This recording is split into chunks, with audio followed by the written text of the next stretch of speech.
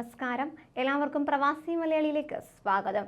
യുക്രൈനിൽ യുദ്ധം തുടങ്ങിയതോടെ മലയാളികൾ ഉൾപ്പെട്ട ഇന്ത്യൻ വിദ്യാർത്ഥികൾക്ക് നരകയാതനയാണ്. കഴിഞ്ഞ ദിവസങ്ങളിൽ ഇവർ ഇത് തുറന്നു പറഞ്ഞ വീഡിയോ പ്രവാസി മലയാളിയിലൂടെ പുറത്തുവിട്ടിരുന്നു.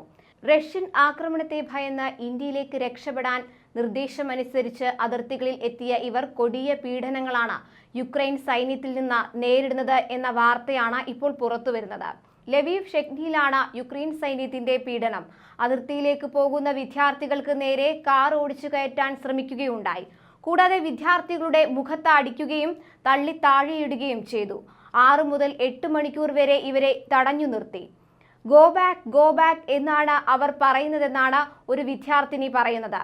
മടങ്ങിപ്പോകണമെന്നാവശ്യപ്പെട്ട് അതിർത്തിയിൽ യുക്രൈൻ സൈന്യം വിദ്യാർത്ഥികളെ തോക്കു ചൂണ്ടിയും ലാത്തി ചാർജിലൂടെയും ഭീഷണിപ്പെടുത്തുന്നുവെന്ന് മലയാളി വിദ്യാർത്ഥികൾ പറയുന്നു.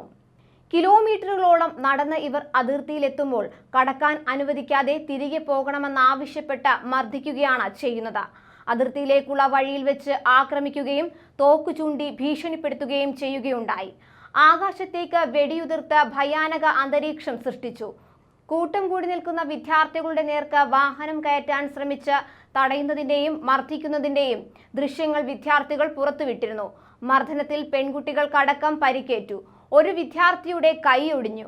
യുക്രൈനിലേക്ക് പോകണമെന്നാവശ്യപ്പെട്ടാണ് ഇന്ത്യൻ വിദ്യാർത്ഥികൾക്ക് നേരെ സൈന്യത്തിന്റെ ഇത്തരം നടപടികൾ. ഭക്ഷണവും വെള്ളവുമില്ലാതെ കൊടും തണുപ്പിൽ അതിർത്തി കടക്കാനെത്തുന്ന ഇന്ത്യക്കാരോടാണ് ഈ കൊടും ക്രൂരത. അതേസമയം ഉക്രൈൻ രക്ഷാദൗത്യത്തിന്റെ ഭാഗമായുള്ള രണ്ടാമത്തെ വിമാനം ഞായറാഴ്ച പുലർച്ചെ 2:45 ഡൽഹിയിലെത്തി. റൊമാനിയയിലെ ബുക്കാറസ്റ്റിൽ നിന്നാണ് 250 യാത്രക്കാരുമായി വിമാനം എത്തിയത്. ഇതിൽ 29 പേർ മലയാളികളാണ്.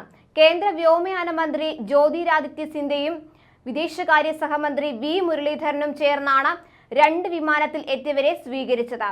യുക്രൈനിൽ നിന്നുള്ള ഇന്ത്യക്കാരുമായുള്ള ആദ്യ വിമാനം ശനിയാഴ്ച രാത്രിയോടെ മുംബൈയിലെത്തിയിരുന്നു. ഇതിൽ ഉണ്ടായിരുന്നത് 27 മലയാളികൾ ഉൾപ്പെടെ 219 പേരാണ്. യുക്രൈൻ രക്ഷാദൗത്യത്തിന് ഓപ്പറേഷൻ ഗംഗ എന്നാണ് കേന്ദ്ര സർക്കാർ പേരിട്ടിരിക്കുന്നത്. ദൗത്യത്തിന്റെ ഭാഗമായി 3ാമത്തെ വിമാനം 240 പൗരന്മാരുമായി ഡൽഹിയിലേക്ക് യാത്ര തിരിച്ചിരിക്കുകയാണ്. ഞായറാഴ്ച അതിരാവിലെ ഹംഗറിയിലെ ബുക്കാറസ്റ്റിൽ നിന്നാണ് വിമാനം പുറപ്പെട്ടിരിക്കുന്നത്. യുദ്ധഭൂമിയിൽ നിന്നും ഇതുവരെ 469 ഇന്ത്യൻ പൗരന്മാരെ രക്ഷപ്പെടുത്തിയിട്ടുണ്ട്. യുക്രൈനിൽ കുടുങ്ങിക്കിടക്കുന്ന ബാക്കി ഇന്ത്യക്കാരെ വരും ദിവസങ്ങളിൽ നാട്ടിലെത്തിക്കുമെന്നാണ് പ്രതീക്ഷിക്കുന്നത്.